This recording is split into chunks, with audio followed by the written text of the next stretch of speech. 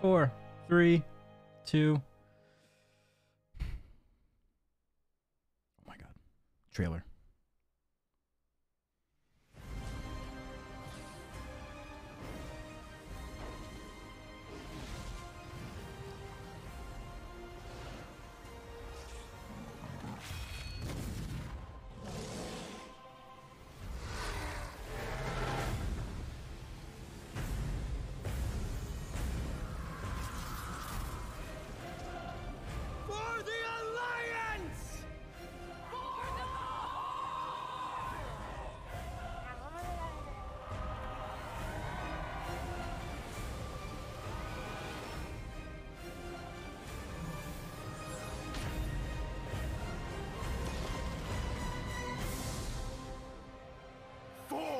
Azeroth!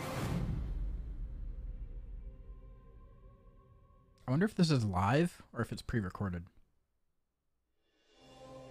Hi everyone. Pre-recorded. I'm John Haidt, Okay. General Manager for Warcraft, and with me today are my friends Ian Hazakostas, who is the Game Director for World of Warcraft, and Holly Longdale, who leads up the production team for WoW Classic.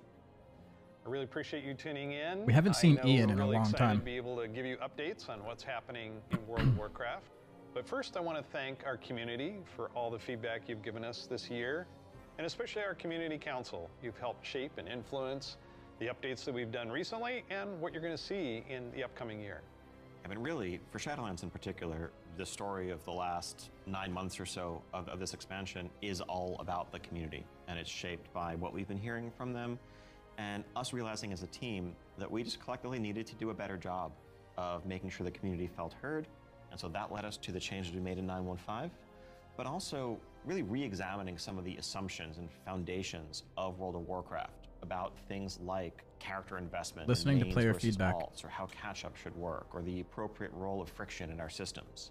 We got And one. I think 9.1.5 represented a step in the direction of letting players have more freedom to play World of Warcraft the way they want to play it. And we really built our Eternity's End content update from the ground up around those principles. What are some of the things that the community said that influenced your decisions for Eternity's End? Things like the method and pacing of acquisition of the Covenant Legendary item, tons of tuning, and I think every step of the way, we were listening to make sure that we were carrying forward those lessons learned in the course of 9.1.5 into Eternity's End and beyond. So WoW Classic came about because Classic. of the community. Yeah, they continue to Snore. help guide and support us as Classic evolves. World of Warcraft has always been about the world and the players that inhabit it. And we are, in a lot of ways, curators and caretakers of that journey and of that experience. And so once this Classic community formed and grew, we had to listen to them. It's this tide of listening to the community and paying attention to what is a good experience for our players now. And where we really saw a sea change in this idea is with our Season of Mastery round, which is a Season of Fresh Start Classic. And initially we were talking about it like it was going to be like a fresh start. Let's try I could this never get into experiment Classic in a myself. season. It'll be about a year long. And then when the community found out about it, we started seeing this upswell. Yeah, the team just took that idea Hi, and Sharklets. ran with it and turned, what started out as a small community project into this Soul of Iron system that became a centerpiece of Season of Mastery and a whole new opt-in hardcore mode that we've seen communities built around. Yeah. Lots of, thrilling victory and painful defeat. 5 hours. I made it 5 hours. Yeah, I have that Illidan statue. Yeah, and it continues. Like Burning Crusade Classic, we wanted to balance the Paladin seals between Horde and Alliance, so we made an addition there. We wouldn't have gotten there without the community's input. So influence the community, you've got another update and pretty significant controversial change for this. Yeah, cross-faction play coming in Cross-faction, 9.2.5. hell yeah. On our public test realm now as a big Ian, centerpiece. cross-faction. You're breaking with a 17-year tradition. Yeah, it's something. It was not an easily made decision by any means, and I think this is another one of those areas where really we try to take to heart community feedback and requests and ask ourselves as a team whether there's a way to accommodate such an earnestly held desire and still feel like we're being true to the roots of the game.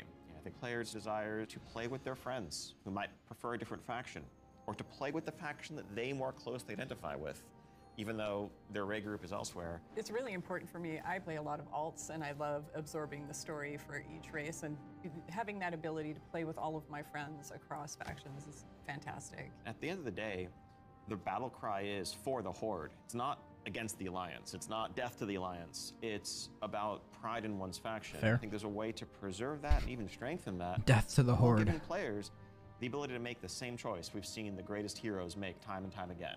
I can't wait to do this. I'm seeing a lot of my friends that I never knew had a max level character in the other faction suddenly come out of the woodwork.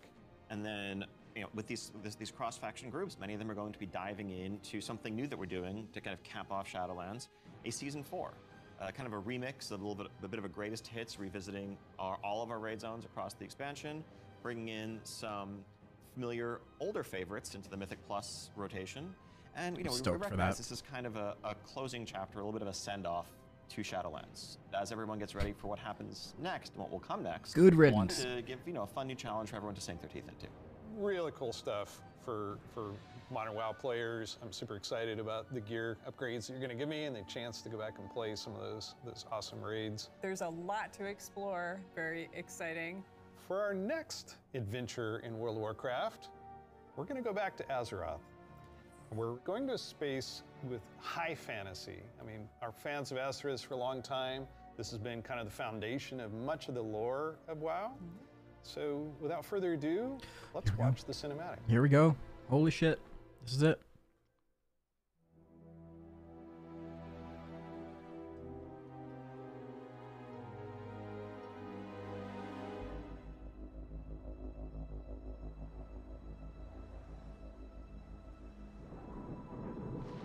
The world has been sundered. It cries out in pain. We must go to its aid.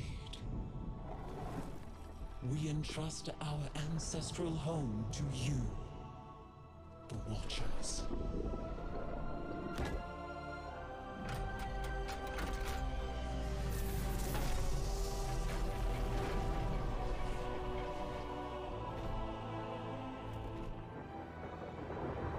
Let the land slumber, hidden even from our own eyes. You will feel our return in the waking of the land.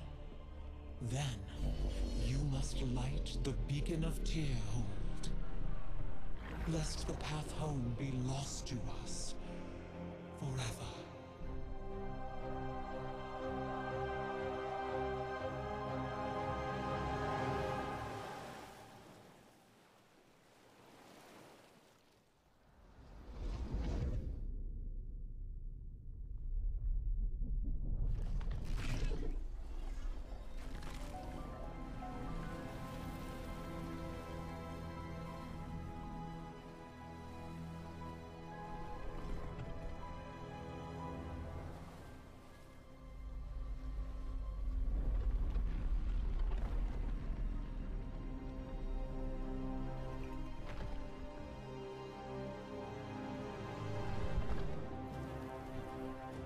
What the fuck?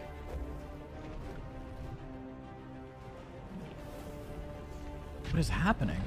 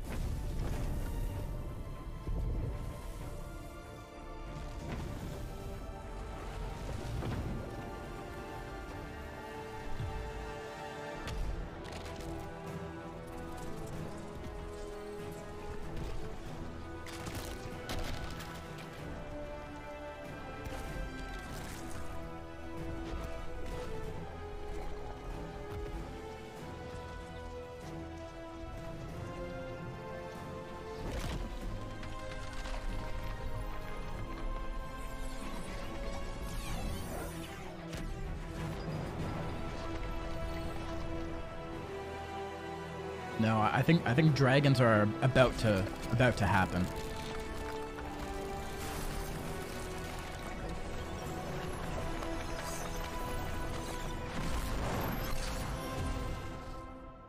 Oh, he dead. Oh, poor guy. I feel bad for him. Dragon. Dragon.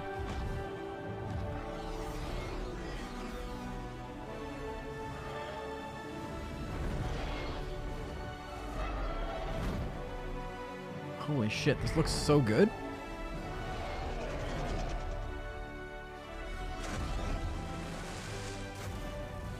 The world is healing.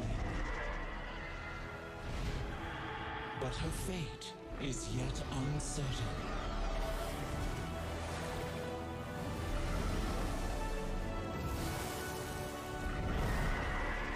So that leaked image was real. We shall be Azeroth's protectors once again. Here, the new age of dragons shall begin. There it is. There's the image. And the logo. It was real. Oh, man. Dragons! Dragons. This is so cool. No one saw it coming. No one saw it coming. Carefully kept secret. But seriously, Acknowledge the leaks. What did we just see there? The awakening of the Dragon Isles, the return of dragons, the dawn of a new age. Right, we've seen Rathian searching for his father's legacy, searching for the Dragon Isles. There's a reason why he hasn't been able to find them until now. The beacon going off, is that summoning the dragons? It is removing the concealment that had hidden the Dragon Isles from the world, but also beckoning the dragons back urgently in a time of need. I assume pretty good variety of locales within the Dragon Isles? Yes, the Dragon Isles, as kind of standard for WoW expansion, consist of 5 zones, 4 standard leveling zones, and a new starter zone that we'll get to in a second. Can you talk a little bit New about starter how zone. the team found ways to thread the dragon aspects throughout the environments? The Dragon Isles are a place that is lush and primal, bursting with elemental energy. As Azeroth herself reawakens, those primal forces are expressed throughout the environment, whether it's magma activity, volcanic activity, whether it's the icy wastes of the Azure Span, and each one of those has a connection to a Dragonflight that we've seen before. And it's going to be an amazing place for players to arrive at and explore. All right, you know I'm going to ask. Yes, okay, so Can I be a dragon? let's start getting into some features here and what here we Dragonflight go. means for you as well as just a place. Here we go. So first off, yes, we have an all-new playable race, Hey. the Drakthir race. Yeah. This is a draconic race, but dragons in Warcraft have the ability to take on a humanoid form. What classes can they be? They have unique abilities as literally a dragon. That doesn't quite fit any of our existing classes. And so what we're doing is this is not just a new race, but it's also a new class. You know, adding a new race to World of Warcraft, and not just an allied race, is something that we don't do lightly, but telling this expansion, this story, so focused around dragons, felt like the perfect time for it. So if you are a Drakthir, you will be the Evoker class. Drakthir can only be Evokers, Evokers can only be Drakthir. And the reason why only a Drakthir could be an Evoker is that an Evoker is really combining the ability to call upon the magic of the different aspects with the unique physical gifts that a Drakthir has. The ability to actually take flight and do an Onyxia-style strafing deep breath over the battlefield, land on the other side, knock everyone back with a wing buffet, and then unleash your magical abilities. Yes, please. The Evoker has 2 specializations. They're a hybrid of either range DPS or healer. And they wear male armor. We figured, you know, with the new hero classes we've added over the years, Dude, all the leaks were real. We don't need more of those. And also probably don't need any more leather wearers. The raid leaders are going to love you for that. Exactly. This is definitely a hero class. And so that means that, you know, like the Death Knights before them or Demon Hunters, they will be starting level 58, and then they're going to have a new starter zone. So they're going to have a slightly different journey into the Dragon Isles as opposed to the rest of us that are sailing there from other parts of Azeroth. Can you talk a little bit about the customizations? Like what is going to be able to identify my Drakthir character? Basically anything and everything. You know, skin color, hair color, jewelry, tattoos, other adornments, Ooh. you can make this character the expression of your identity in Azeroth. New zone, new class, Yep. new race. Well, tell us about some of the system updates or features. So, of course, the new expansion brings with it, new systems, new features. I think in recent expansions, one of the things we've tended to do is really have these deep features that were closely tied to a specific expansion that would then get left behind as we moved on. Yep. And we've heard loud and clear from players that, it's kind of a bummer to start off every new expansion by leaving a large part of your character behind, by leaving a large part of your progression behind. Please don't keep So covenants. this time around, what we're doing is really pouring all of our energy into permanent revamps, overhauls, and improvements to World of Warcraft's core systems. Things like our progression systems, in this case, our talent system is something that we want to completely revamp. Ooh. We want to take a look at our UI. We want to take a look at professions. So with the talent revamp and the arrival of Classic, did you learn anything about how our talents work? I think seeing a new generation of players play with those talents and work through those talent trees really underscored some of the things that, frankly, we lost when we shifted to the Mists of Pandaria style talents and beyond. A big piece of that was some of just the granularity, the feeling of getting a level and spending a point to customize your character to make yourself a bit better in some specific way. But also, that sense of hybridity that you could have. That's something that we've largely lost. And so the new talent system avoids That was real directly too. pitting Wow. player power throughput choices directly against those sort of utility hybrid choices, because we know that there's always a right outcome there. And we also understand that there's a lot of strength in the flexibility of the modern talent system to let players customize their talents for a particular encounter or for dungeons versus PvP, and we don't want to lose any of that. So John, UI? Oh my God. We're getting a new UI. Yes, I got this 30-inch monitor trying to keep track of where I am on the map, all my buffs, and over here, what's going on in chat. It has literally made my eyes go like this. So, And you're not alone in that. We've made a lot of incremental changes and additions over the years, but really this is a revamp. This is an overhaul. Oh, shit. And so we're excited to really modernize the look and feel while staying true to the origins of World of Warcraft. At the same time, we're not looking to take away the sort of power user customization there. Add-ons are still there if you want them, but we want a much better default out-of-the-box experience Good. for all players, new and old alike. and can I reduce elements, remove elements, if I want to explore the world and see the beauty that's of it. Azeroth? When it comes to specific elements, as much as possible, we want to let players choose what to show and what to hide so that they can control it themselves. You mentioned professions. Rip I LVI. have a critical question about this. Thank Go God. on. Can I wear a chef's hat? Yeah, I knew it. Our approach to professions in Dragonflight is really all about delivering on fantasy and identity as a crafter. And so if you want to be a serious blacksmith, if you want to be a great leather worker, we want to deliver the ability to invest time and energy into that, become a master crafter, be able to make items that are in demand, interact with the community. One of the big pieces that we want to do to support that is a new work order system to have a bit more convenience than just spamming trade chat all day. But if you are someone, you're not yourself a blacksmith, Oh, but you cool. have a bunch of mats and you want them forged into a great sword, you can put that work order up, list your mats, offer a commission, and a skilled blacksmith can come along That and is make you the weapon of sick. your dreams. I think we left out one thing, though. You can be a Drakthir, go to Dragon Isles. Can I have a dragon? What's the fantasy of dragons, if not soaring over the lands? And so we're really excited to introduce a feature that we're calling dragon riding. It's dynamic with everything from momentum to dive bombs, the ability to just sort of build that speed up and feel the world rushing past you in a way that should be much more exciting than traditional flight that we've made available in the past, but that's also available for players through a customizable dragon mount right from the start. So this is a skill you learn over time, right, to become an awesome dragon Right rider? away. Yes, you'll be able to sort of Right away. upgrade aspects of your flight, but you will have this new form of flight from the start. And the Dragon Companion that you have is, of course, very thoroughly customizable. Look at that So armor. A new thing for us for mounts. This is not just a generic dragon that everyone has, but a drake that is yours. What do you want its scales to look like, horns, the shape of its head, other attachments, armor pieces, and more. Take your pick. This is so cool. So yes, the Dragonflight expansion is going to see players leveling to 70, going to the 70. all-new continent of the Dragon Isles, which consists of 5 zones, 4 standard leveling zones, and a new starter zone for our Drakthir class, as well as a range of systems revamps, such as a new talent system, an overhaul and update to our UI, and an entirely fresh look at professions with more depth than ever before. Also, getting around the Dragon Isles is going to come in the form of dragon riding, which lets you customize and upgrade your own mount so that you can fly in a sense from the start.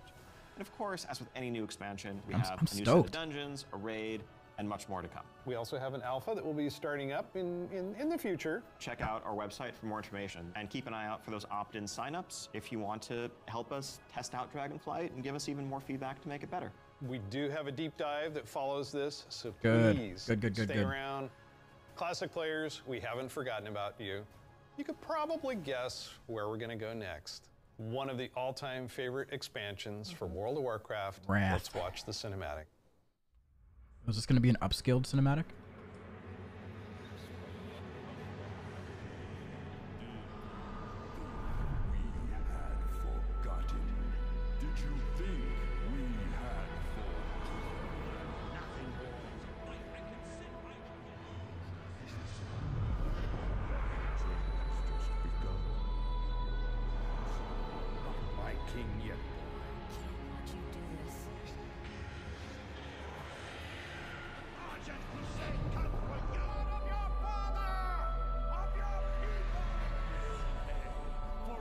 My dragon. My son. Dude, it looks so good. The day you were born, the very forests of Lordaeron whispered the name. Arthas.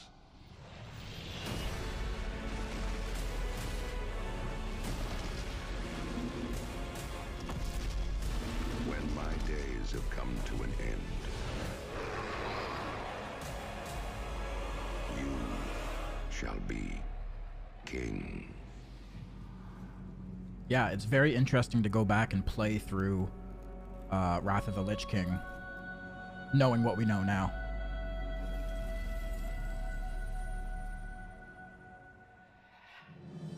It's just incredible, isn't it? Every time I see the cinematic, I get chills. No pun intended, I get chills. As you saw, Wrath of the Lich King Classic is coming this year. It brings back so many memories. When you see that cinematic, what do you remember from Wrath of the Lich King? Anytime you want to talk about undead frozen dragons, how can you not go back to Sindragosa as the source? That was the first expansion I played with my youngest son. So I can remember on that platform, black goo and chunks of ice falling off and having to repeat that battle with the Lich King. But when we finally downed him, it was such an incredible moment. He jumped up out of his room and I jumped up out of my office. We're like, yeah, did it. So it's a very lasting tale for me. So as you know, with this expansion, you will, in pre-patch, be able to play the Death Knight. They will start at level 55. You don't have to have a high-level character to make a Death Knight, so everyone will be able to make one. We're excited to give players some time before Wrath officially launches to get geared up and ready to jump into Northrend with everybody else. And there are so many zones and areas to explore player agency, in Northrend. And new I class. want us to talk about some of our favorites. So for me, Grizzly Hills has a very special place in my heart. The music was some of the best More I've grounded experienced story. in World of Warcraft. I still make my way Profession all the way rework, up to Storm Peaks to try and find talent the tree. time-lost Protodrake and have yet to get it. I've got to say Dragonflight. The wide open nature of the zone, Wormrest Temple. Did they in the center confirm of it, flying at the it's start? An unforgettable expansion. I think as they both did, a right? developer and a player, and kind of making that transition from one to the other. Now let's talk about some changes. So one thing we looked at is Dungeon Finder, and it feels like how we envision Classic, Dungeon Finder is not a good fit for our community. That was kind of the first step that may have eroded some of that social fabric. Now, as people have gone through the experience of going back to vanilla, rebuilding those groups, relying on each other, not wanting necessarily a random participant just to show up and then leave. Yep. Yeah, that makes total sense. But today, you can do that in Shadowlands. You'll be able to do that in Dragonflight. It's a self-selected group of people who specifically want that different experience. Yes. Let's make sure that's what we continue to give them. That leads right into arena teams in Burning Crusade Dragonflight. Classic. So we listened to It's the very community and we interesting to me removed that because individual that rating all the is leaks we got in the past like day or two preferable, were real. better experience for them than arena teams. Like, Also, look, I already have the Lich logo. King Barbershop, which allows you to customize your character. I already We're have going the be logo adding ready a to few go. More options that were I had it. not existing when Wrath launched. But also there's another side of this where we are not going to charge a real money fee. It was a paid character customization fee, right? Yeah. It seems the right thing to do. And the thick dragon just lady. be available in game for gold, and we add more options to it, right? It's sort of like spell batching in a sense. There's a lot of technical advancements, and it's not about the philosophy of what makes classic classic and what brings people together. It's just what's the better experience, and let's not artificially restrict something that we can provide a better version of just for the sake of nostalgia. And we're happy to say this is one of those cases. So, Wrath, the level cap's being increased to level 80, so we'll be introducing a level 70 boost so that players who want to get in with their friends or just explore Northrend right away will be able to do that. You can't apply it to a Death Knight, but you will be able to use it otherwise. And of course, we have Inscription, a whole new profession, so we're really excited about that. Yeah, and as we continue this road to Wrath, we're going to be looking to getting a lot more feedback on beta, and we'll make changes as we need to. Such an exciting time to be playing World of Warcraft. We have the return of the Wrath of the Lich King for classic fans, and taking us somewhere new with Dragonflight. We're so excited to be able to bring these adventures to you. Don't forget, there's a deep dive on Dragonflight where you're going to get a lot more information. Deep dive. Thank you so much. That's what I'm here for. Spending this time with us, and we'll see you in Azeroth. And we'll see you in Northrend. And in the Dragon Isles. Oh, man. Okay, this is what I'm excited about. The deep dive. This is what we need.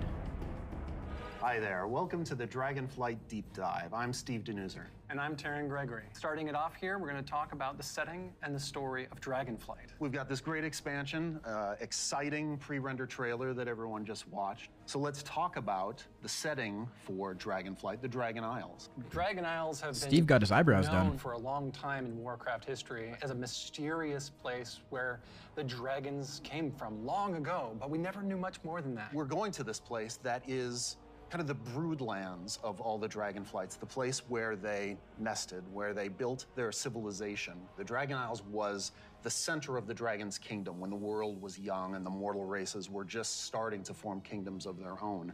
But when the Legion invaded for that War of the Ancients, that sundering that resulted from the explosion of the Well of Eternity, broke the world. Literal sundering of the continents of Azeroth. And because of the breaking of the world, that magic kind of drained away and the land went dormant. So they had to leave the Dragon Isles behind. And as we saw in the pre-render, they left behind some Titan Watchers to look over the land. And when someday they hoped that elemental energy would resurge once again and draw the dragons home, reestablish their kingdom. And that's when the message goes out to the flights and they feel it in their bones. Now it's the time for the sky to light up with the colors of the aspects once again, and for Alex Straza and the others to come home. But the land has changed a lot in all these thousands of years they've been away, and some very old threats have awakened as well.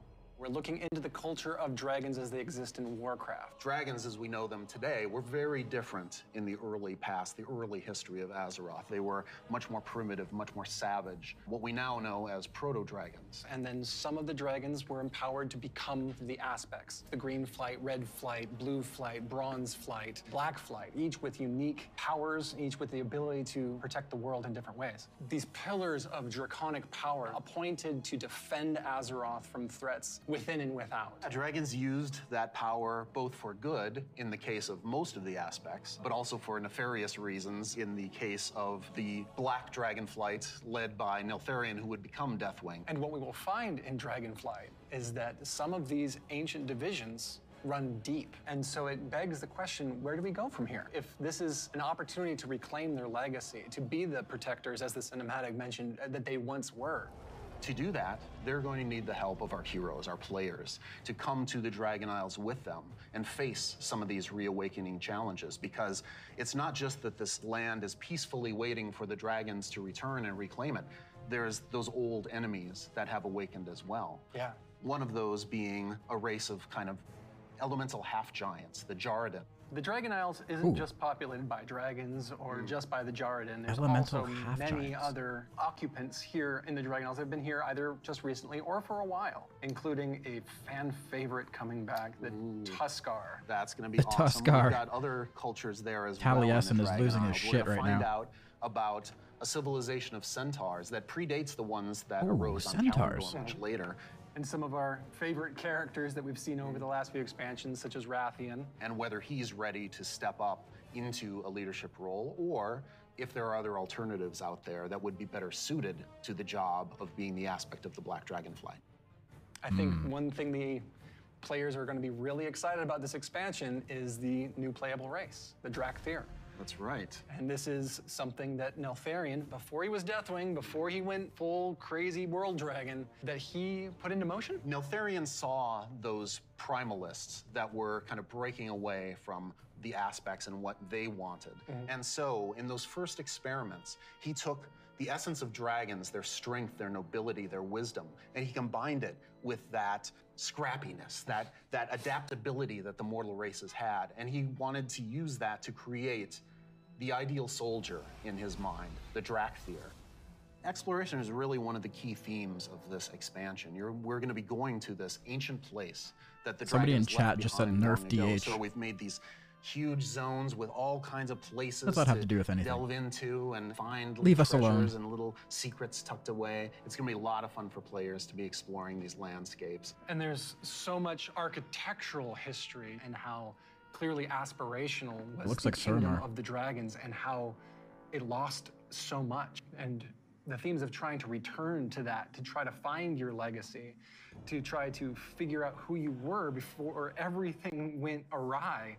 But there's questions, thematic questions of what does it mean to be true to your legacy? Are we going to repeat the mistakes of the past? The dragons have had to learn those lessons just like the mortal kingdoms have had to. And I think that's one of the reasons why the dragons see this now as the time that they have to return and they have to step up once again as protectors of Azeroth. We're helping the dragons because the dragons have helped us in the past too. So by using the Explorers League and the Reliquary together, that allows us to delve into some of that history. And when I look Archaeology? upon the Dragon Isles and all of its visual splendor, I get so excited for the prospect of a truly Azerothian adventure alongside Calicos, along with Rathian, Ebonhorn, with Ysera's daughter Marithra, as each one Calicos of has a them new is model. trying to find their own flight. I am taken by the exploration and the potential for adventure and just new horizons within this world. There's going to be old stories from that time past, that history that only the dragons knew for the longest time. We're going to be able to explore that. It really feels like just a breath of fresh air. So now we're going to turn things over to some of our colleagues who will take you on that deep dive into the locations and the features of Dragonflight. Waking Shores and oh, Hello, I'm Stephanie. I'm Josh, I'm Jackie. And I'm Gary. and we're part of the teams that are building the first two zones that you'll encounter in the Dragon Isles, the Waking Shore and the Onaran Plains. The very first zone in Dragonflight you're going to come to is the Waking Shores. Waking Shores. It's wild, untamed land.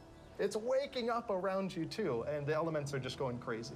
The art team again has hit it out of the park. You'll see like a lava mountain flowing in through the beach, giant proto-dragons swooping down, gobbling up members of your expedition. We have such rife opportunities to show elementals rising up because of the crazy magic that's flying around.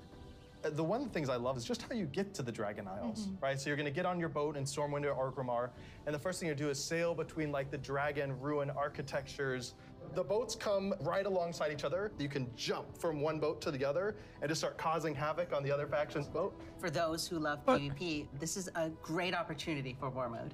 It's free for all out there. It's gonna be great. But it's okay. There's an innkeeper on the beach, so that if you're in that situation and you don't want to be in war mode anymore, you can just hop out right there. The Reliquary and the Explorers League are working together. The Horde and Alliance are sending an expedition together. It's not the military, it's not the soldiers. This is the scientists, the settlers, exploring this new land. So it's a lot more optimistic tone. One of my favorite things about the Waking Shores is the Red Dragonflight, led by Queen Alexstrasza, the Lifebinder. They have the mandate of nurturing and protecting all life, which means Horde and Alliance, Gorloks, trolls, everybody. So they take that duty seriously. When the Horde and the Alliance come to the Waking Shores, they want to be there to help guide the people through the new land and welcome them. But they're not the only one in the Waking Shores. We have the ancestral home of the Black Dragonflight there too, which has fallen on tough times since Deathwing's descent. And so Rathian's coming over to the Isles with us, And he's going to try and come to terms with the state of the Dragonflight, which is a few loyal Draconids and Dragon Spawn trying to hold their ground. What can the future of the Dragonflight be if it's just Rathian? Because it's not just the dragons that are coming back to the Dragon Isles, but also their longtime rival, the Jarden. I love the Jarden so much. They're half giants that wield the power of magma. And when the Waking Shores and the Dragon Isles went to slumber, they also slumbered. They're back now, and they are ready to raise chaos. Yeah, they're massive. They're riding giant lava mammoths, parading around, just stomping on your face. And they were the enemies of the Dragonfly for so long. They fought against the Red Dragonflight, hunted dragons down, and they're really taking this opportunity to rise up. As the Red Dragonflight have the mandate of nurturing life, they don't want to just stomp out the Jarden completely, but they want to make sure that they don't have the power to affect those around them negatively, to make sure they don't go on a rampage and destroy the ecosystem that has been created here. And so those are awesome things in the Waking Shore, but Steph, there really is only one right answer for the best thing in Waking Shores, right? What? This is true. Ducks. Ducks. We finally have those The ducks. hooligans. We in our have game. ducks. We cracked the technology. They We've can got them figure in. it out. They can fly. Azeroth has ducks. It's gonna be awesome. The Onaran Plains come right after the Waking Shores. Onaran Plains. It's so breathtaking at first glance. The Onaran plains are big, wide open plains. And the player is going to be constricted a little bit, and then you see this big contrast of a zone. We don't always get that opportunity, that cinematic moment where the player can have a framed view when they see this area. Come out and you got that postcard shot love of the that. plains. And then you see this giant fire proto-dragon breathing fire and a herd of centaur like harpoon down the proto-dragon and crash into the ground. And the first thing you get to do is go help them kill the proto-dragon. Like, how cool is that? Who is Onara? Onara is the wild god of the wind. And she's appeared before as like this big spirit eagle. She's the one who guided the centaur to the Dragon Isles many, many years ago. She blessed them, took their caravan across, and then showed them the plains. We better get a duck The mount. fun at the beginning of this expansion was exploring the culture of the centaur. The centaur are these mighty, awesome hunters that back when they first came to the Dragon Isles, they fought the green dragons all day long. Eventually they realized that we're strong, you're strong, maybe we should stop decimating each other's people. We'll make peace, we'll make an agreement. You guys hang out in the groves and the centaur will hang out in the plains. But now the dragons have been gone for 10,000 years.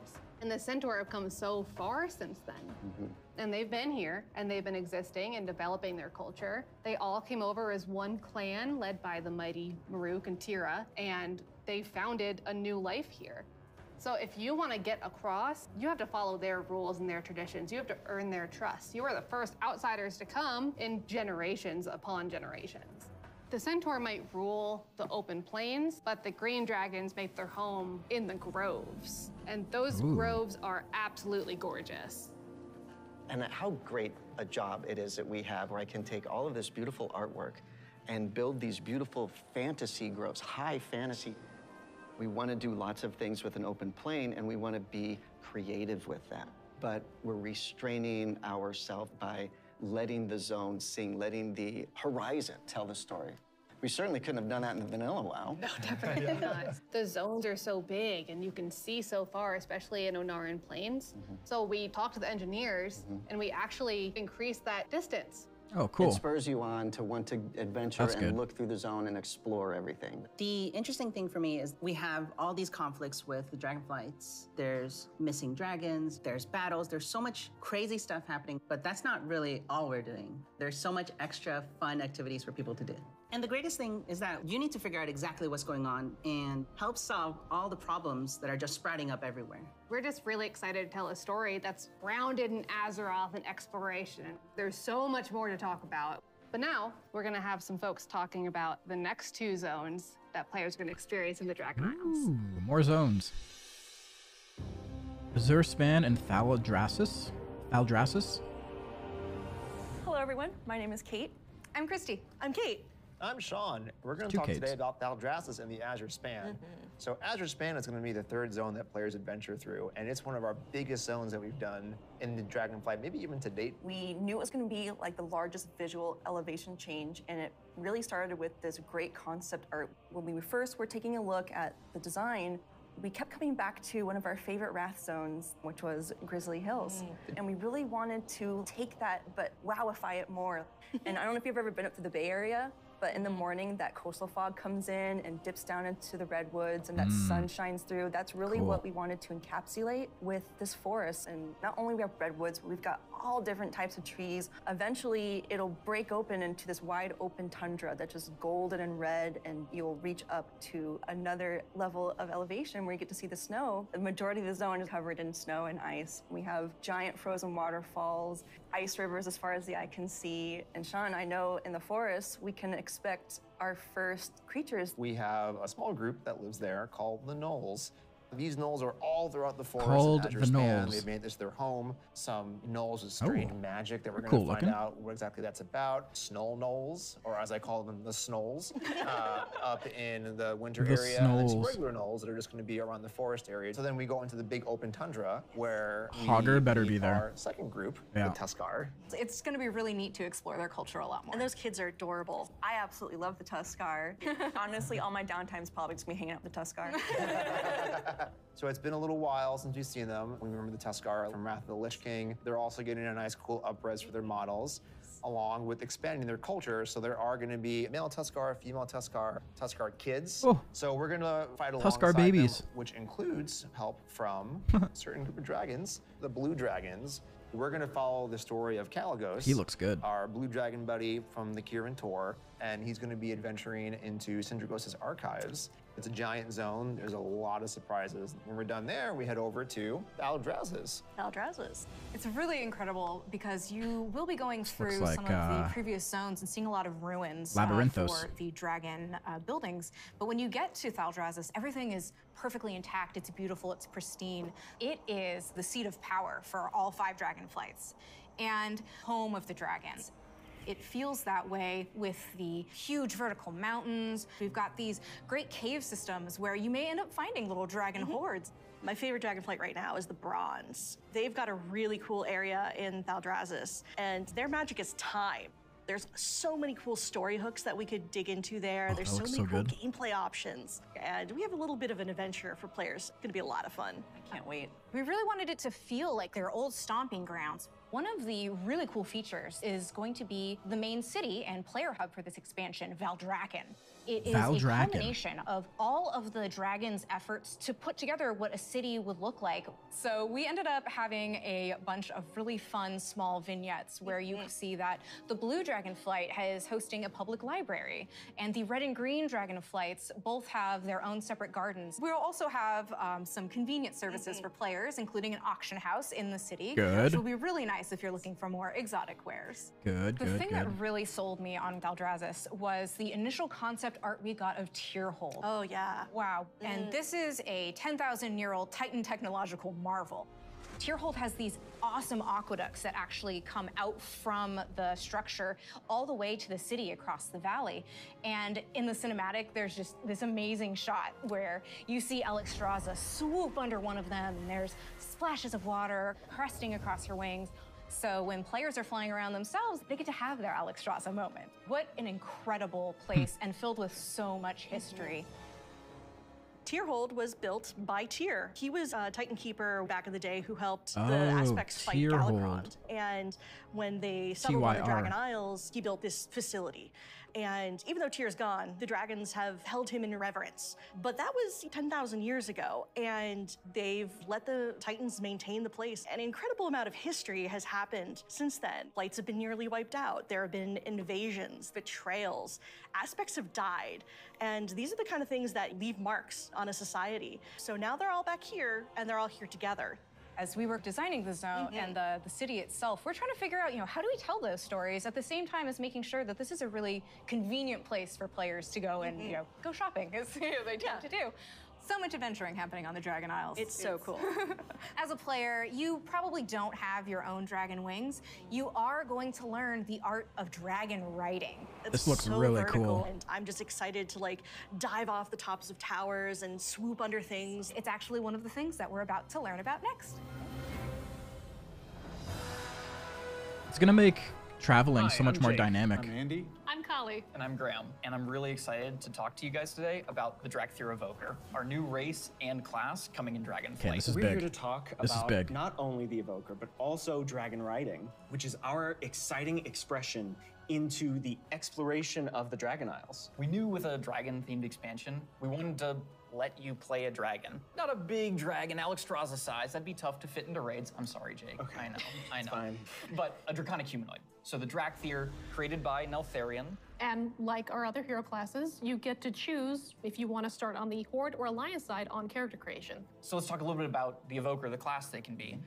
What's unique about it is because the Dracthyr are created by an aspect, they have the ability to wield the magic of all 5 Dragonflights. So Cool. Evokers can take advantage of red magic and blue magic and bronze magic. Sounds like a lot of spells. We created a visual, what we call a prismatic effect. This prismatic effect is basically the coalescence of all their energy as they channel it into whatever spell that they're going to cast. You have a red magic spell called Pyre. So when you shoot it out of your mouth, it twirls in the air with all 5 of the Dragonflight's magic as it turns into the red spell before landing on your enemies and exploding and hopefully burning them. And I'll take that one.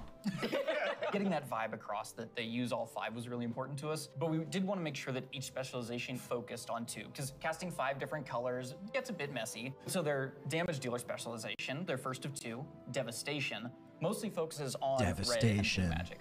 Red being very fast and explosive, burning everything with Pyre, whereas blue is more focused and overwhelming. You can shoot a beam of energy out of your mouth to disintegrate one single enemy in front of you. There's a healer spec called Preservation. The healer spec is going to focus mostly on your green and your bronze magic. So your green is going to be evocative of the Emerald Dream, your growth and your nurturing spells. And then you have your bronze magic, which is going to be more timey-wimey. So you get to heal a little faster. I like so that. In addition to the visuals and the animation, which all make you feel very powerful, we really wanted the player to have a physical connection to the cast. We have a new type of spell called Empower, where when you actually hold down the button on your keyboard, it charges up the spell. The longer you charge it up, it might do more damage or hit more targets depending on the spell. What? And it gives you this really physical connection and control that's new for World of Warcraft, and I think is feeling really, really good. We have some That's great pretty cool. animations. Thank you, Andy. Your team. Love it, Andy. You feel physical when you're casting your spells. You can actually fly around the battlefield and cast while you're flying. Raining fire and death from above. It's great. In addition to the gameplay, though, another part of feeling draconic is looking like a dragon. Well, we talk about dragons breathing fire, but you know what's actually fire? What's actually These fire? customizations. Oh my goodness. But no, they're really, really They're awesome. Because you have both your draconic form and your humanoid form. And the customization options for both of them are amazing. They're very good. What about color? Just tell me. tell you us can about the change color. You can do a lot of matching. So your visage form can have scales that are the same color as your Cool. Dracthyr form. But my favorite, super favorite part of customization for the visage form, hair. Yeah. Because I can actually do this in game. Yeah. The tech is here. We finally did it. As players make their way through each of the areas of the Dragon Isles, they'll partner up with the Dragonflights to move through the air as they've never done before. You'll notice I did not say flying, because flight has a very specific meaning for World of Warcraft. Yeah, it does. And we're talking about something new called dragon riding. And as the players are honing their dragon riding skills, they're going to get to see all new animations that go along with the different look and feel of the drakes. We're aiming to shake up movement with this new system, providing players with a deeper immersion with forces like momentum and gravity. Momentum, We knew that Pog. For Dragonflight, we were going to have the opportunity to show players a whole new set of Dragon Isle drakes, completely unique from all the other things they've seen in World of Warcraft. And so we wanted to come up with a movement system that would add that sense of physics, weight, and gravity, like you were mentioning. We knew it was going to take a huge team effort, not just animation, but it was going to take effects. It was going to take the engineering team, who we rely on heavily, and that combined with some new animations really helps to lend that feeling of physics as you move through the air in ways that you haven't before. And the icing on the cake is going to be some really cool effects that we've added on top of all of that. So for example, when you start hitting, maximum velocity, you're going to see contrails coming off the edges of the wings. And then as you do your rolls and spirals, you build up more and more speed. There's going to be some screen effects on the That's really display cool. to indicate that you're reaching maximum velocity, which really adds to the overall kind of immersion and sense of reality. As players make their way through the Dragon Isles, they'll discover new cosmetic options to fine-tune their Dragon Isle Drake's appearances. Things like snoots, horns, tails. elusive Dragonile Drake armor. armor? And more. Can I have spikes? Definitely. Okay. Oh my god. We want to provide players with all new skills to play with, as those who can use their momentum well can reach higher and higher heights and bring on new, more difficult challenges. We love snoots. We just have so many new gorgeous options to choose from, and I'm just so excited for all of them. I'm excited for the whole thing. I mean, it's been a lot of fun to work on, but I can't wait to actually get in the game, play it with you guys. I can't wait. I can't wait to fly around Dragon Isles. This is gonna be great. Next up, you're going to hear about the talent revamp and the UI changes coming in All Dragonflight. right. This is the juice right here. This is the Hello, juice. my name is Brian. I'm Crash. I'm Jay. And I'm Laura. We are very excited to share we are finally revamping the WoW HUD UI. And it is also time for a major revamp to talents and specializations. I have a big question for the group. How long do you think it took for us to finally revamp the WoW HUD? My guess is like 15 years. Close, 18 years. 18 years. Holy shit. You know, technology has changed a lot since we made the UI back in 2004. Now you have like bigger monitors, and we have better dev tools to work with. So it makes sense to have the revamp right now. Also, if you look at the game today, the art evolved beautifully over the years. And if you look at the HUD looks like it got frozen time. So when we approached this, we wanted to create a layout experience that players could customize, move things around, adjust it to fit their needs. Add-ons today, they do a lot for player customization. The downside is that not everybody uses them. It's about time that everybody has the opportunity to use them, that they become a part of the base UI. Yeah, and we are working very closely with our user research team to make sure we are hitting the goals that our player needs. It allowed us to add new functionality, to improve accessibility in a lot of areas. I'm excited to not have to use We're LVUI going to be improving the art. because it uses a lot of computer power, Big part of this computing project. power. The UI that we have today has a lot of charm and personality, and players have been It's using very that taxing. for 18 years. So with that in mind, we want to respect the players who really like the current UI, but do a more than take to it. Removing the clutter and giving more visibility for your gameplay. So the new minimap, it looks bigger, and the health bar is also much bigger. If you look at the action bars and the bottom menus, they have less head frames, and it can really open up your gameplay, so you don't have a lot of your UI in front of you. And of course, we want to Good. find iconic pieces from the current HUD, but we want to bring it back in a nice way. So we for sure updating the Griffins. They look so nice now. And the Horde, don't worry, we got you. We're gonna have your version as well. So let's talk about the edit mode. We are putting a mode in that will let players move various HUD elements around on the screen. So I'm Perfect. able to move the mini-map, say, from the right corner all the way over to the left corner. If I want to bring my action bars from the bottom and kind of put them more in the center by my character, those are all things that I'll be able to do? Absolutely. And each of those different components will have various sets of options that you'll be able to work with. They'll be able to save it, edit it, copy it, name it. Also, it'll remember which spec you're in. So if you're someone who jumps around a lot, as you switch, it will switch to whatever HUD layout you have for that spec. Oh, good, This is an ongoing project. We're gonna Make keep profiles. working on it. So we really want to hear back from you.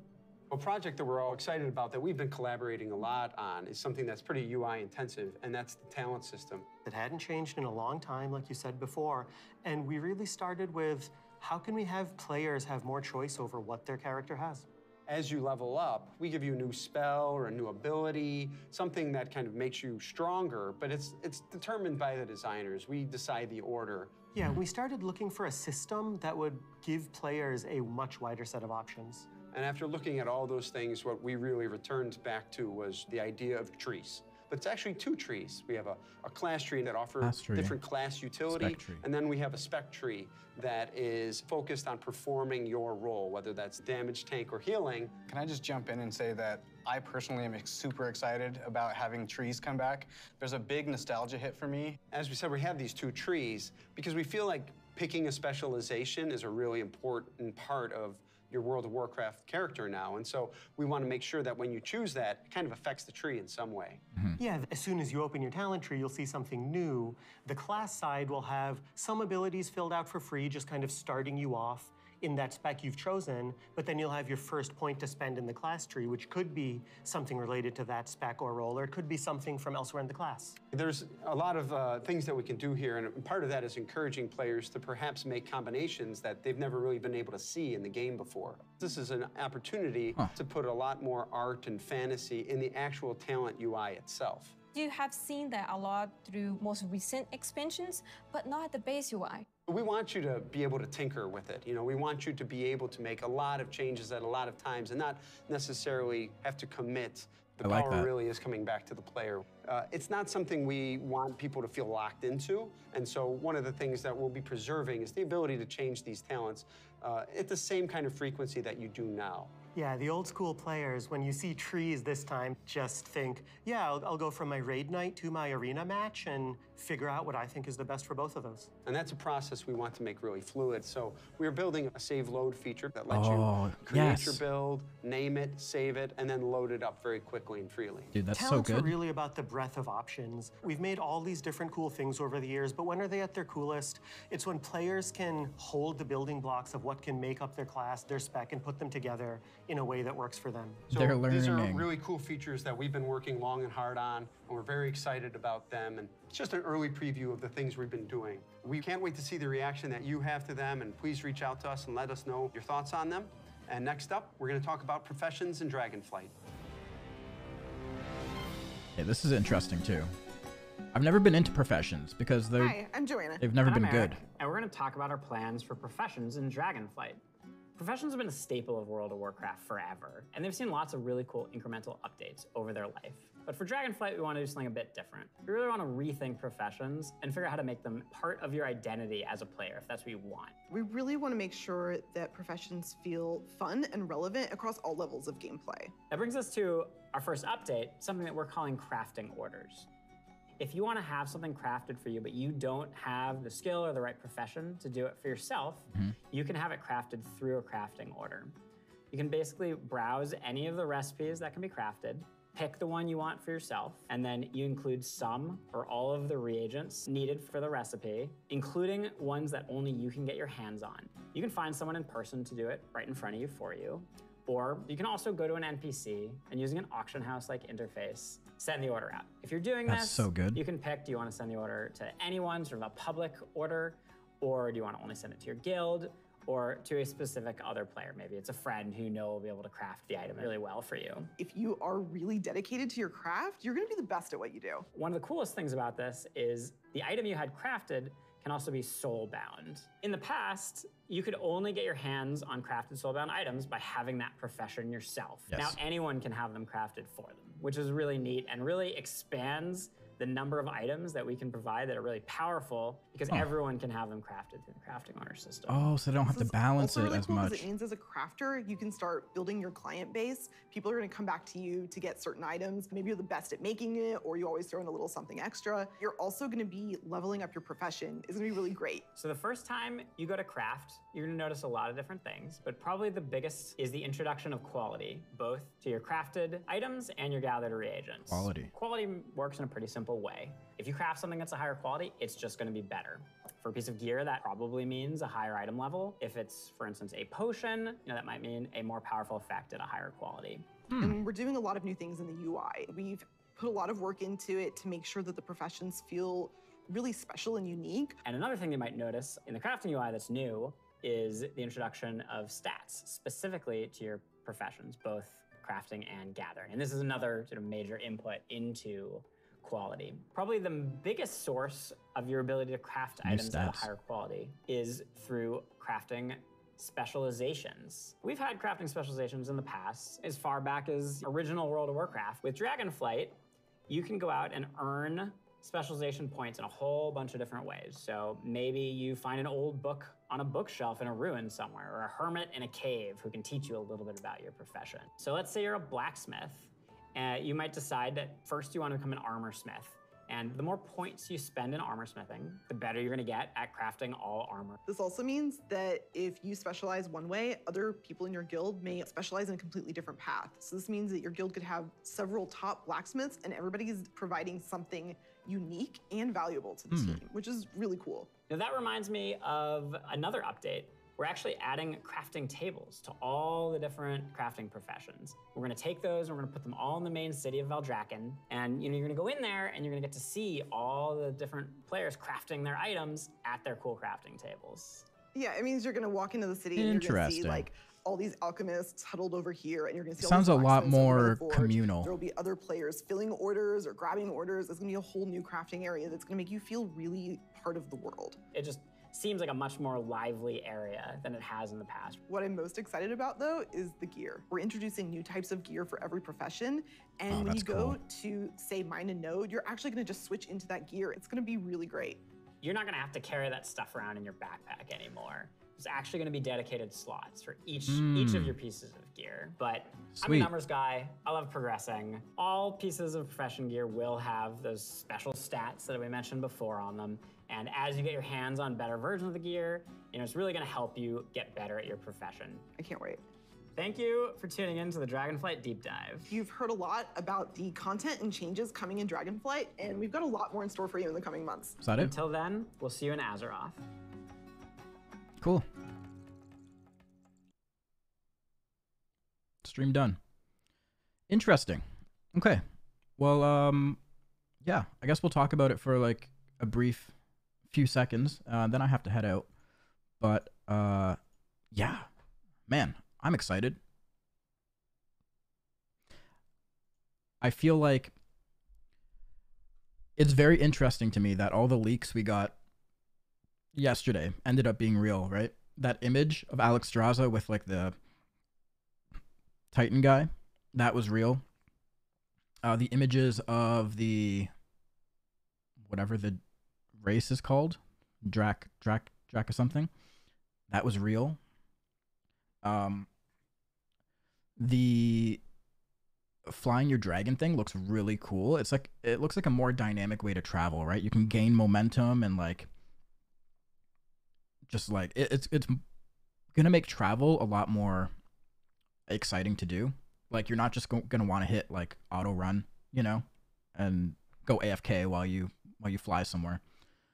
So that's super cool. It's interesting that they're tying the new class to the race. Like you have to be that race if you want to play that class. I don't think I dislike that, but it's an interesting choice. I wonder how restricting that's going to be when it comes to a raid comp. Like, you know, how many of these evokers are you going to want? Because, you know, everyone's going to be playing them. Everyone is going to make an evoker, right? So how many are you going to be able to fit into a raid? The thing with a Death Knight and Monk in the past was that, like, they had multiple different things they could do, right? Death Knights had 2 DPS specs and a tank spec, and they could be a multitude of races. Monks had tank healing and DPS and could be a multitude of races. So I wonder how that's going to pan out with the evoker. It's interesting. It sounded like, so the way they explained it was there with the evoker there's a DPS spec and a healing spec. The evoker class in itself uses all 5 of the Dragon Aspect's powers, but each spec only uses 2 of them, so there's still 1 left out. So I'm not sure how that works, because that would be like, they said the DPS spec was red aspect and blue, red and blue, and then the healing was green and bronze. So we're missing black, right? Red and blue for DPS. Yeah, red and blue DPS, green and bronze for healing, but where does black, how does that mix into it? I guess we'll find out eventually. So yeah, I think that's pretty cool. I will definitely be trying out that class as soon as I possibly can. They did say that alpha invites were going to be going out soon. I'm assuming I will most likely get access to alpha. What else can we talk about here? The talent tree looks super interesting. Black for a tank spec eventually? Maybe. That would make sense. Black and bronze. You time travel back the damage. It's like it never happened. Yeah, that would make sense. Yeah, the talent tree is interesting. It's going to add a lot more customization, but I'm just curious how it's going to work exactly, right? Is it going to be like you can choose the best in slot path in that tree, and then that's all you're ever going to pick, and like, you know, the rest of the tree is just unused? Or is it going to be more of like you fill it out as you go? I guess it's not going to be, you will have to pick a path, right? Because they said you can save different loadouts for different situations. So yeah, I guess there is going to be a BIS path for like Raid or like Mythic Plus or PvP or whatever, but you can switch between them. So that's pretty cool. It does give them a lot of options to tune too. So if something isn't quite working with a spec, there's multiple different things that they can adjust within that tree to eventually make the spec work instead of being limited to one overarching thing, right? And I'm assuming throughout the talent tree, there's going to be more major talents, like maybe some that would give you a new ability. And then there's going to be others that are less impactful, like, okay, you do 5% more damage, or like you gain 1% more strength or something like that. I'm sure it's going to be a mix of types of talents. The zones, I think they're... It's hard to say. It's hard to say until we actually get in there and look at them. But from the previews that they showed us, I feel like they looked very, very samey. Like they looked like zones that we've had before, I guess, is what I'm trying to say. Like they look like the Legion zones. I can't even remember the names of the Legion zones anymore. Or not Legion. Yeah, Legion and BFA. But maybe I'm wrong. We won't know until we actually get in there. What else can we talk about? They didn't go over what the first raid would be. And I was hoping they would show us a few dungeons too, which they didn't. They did talk about the new sort of like ability type that we're going to get. I don't know if all classes are going to get this or if it's just the Evoker class, but basically I've heard somebody else explain it in the sense of like, if you've played Lost Ark, there's certain abilities where if you hold them down for the duration of the channel, they'll either like do more damage or they'll hit more targets, something of that sort. I could see that working for I-Beam. I kind of do that unintentionally now. Whenever I cast an I-Beam, the keybind is on Shift F. I actually hold down Shift F and press it like harder, which is just like a mental thing. I know it actually doesn't do anything, but I guess that's how some abilities are going to work in this expansion. So that's super cool. Again, not sure if it is only for the Evoker or if it's going to be for every class. And yeah, I think that's pretty much all there is to talk about for now. Can anyone think of anything that I'm missing? I'm actually not sure. I think we covered everything there. Professions. Professions, I'm pretty intrigued by that. I've never been into professions myself because it always just seemed so pointless. Raid tier set on Wowhead? How?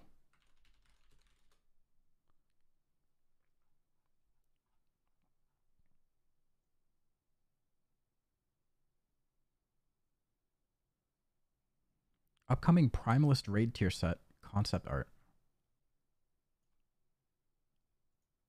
Primalist? Is this from the expansion?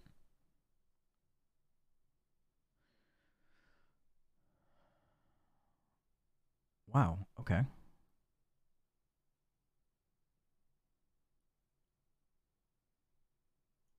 Okay, let's take a look at this. It's hard to tell what class is what, to be completely honest. How do you know which one is DH? This one? Maybe? Yeah, oh, DH by the horns. Duh. Okay, yeah, I mean, the one with the horns. Yeah, thanks, guys. I mean, I like this. I'm into it. My one thing that I will say is that remember the images, the similar image that we got in the last patch, where it looked super, super cool in the art, and then what we got in game was vastly different. Just be aware of that, okay? Just be aware. Yes, this looks great. I'm hoping they learned their lesson from last patch, not to give us a completely diluted, watered down version of this. But yeah, we'll see. We'll see.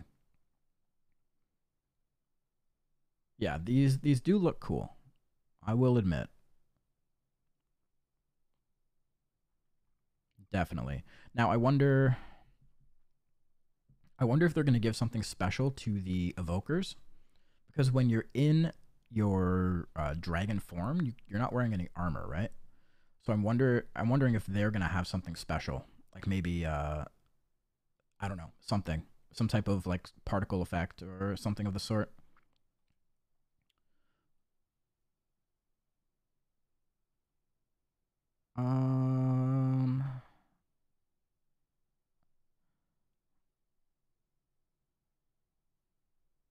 Okay, how to sign up for the new Dragonflight beta. I'm gonna do this.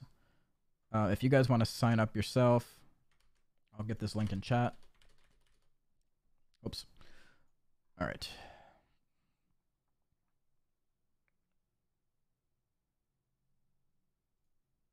Oh.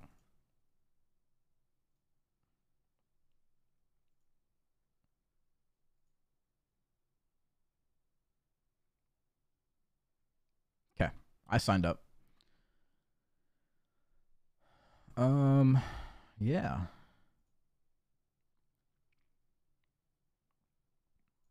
Evoker. Let's take a quick look at this. I got to get going soon, guys, but yeah, we're just gonna take a quick look. Draconic Heritage. Choose your allegiance. So Horde or Alliance for the Drakthir Evokers. They get their own starting zone. They start at level 58. Drakthir Evokers can fight from mid-range with claws and fiery breath attacks, or draw upon the life-giving magic of renewal to bolster their allies' preservation. So the two specs are called Devastation and Preservation. Empowered abilities. Drakthir Evokers can empower their draconic abilities through magic, charge up your attacks, and unleash them at the right moment to maximize their effects. So it does sound like it's only going to be for the Evokers and not every class. Tank and healer? No, it's going to be DPS and healer. Ranged DPS and healer.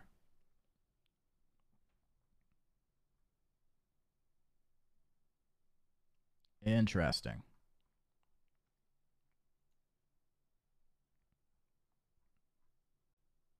Let's look at the key art real quick.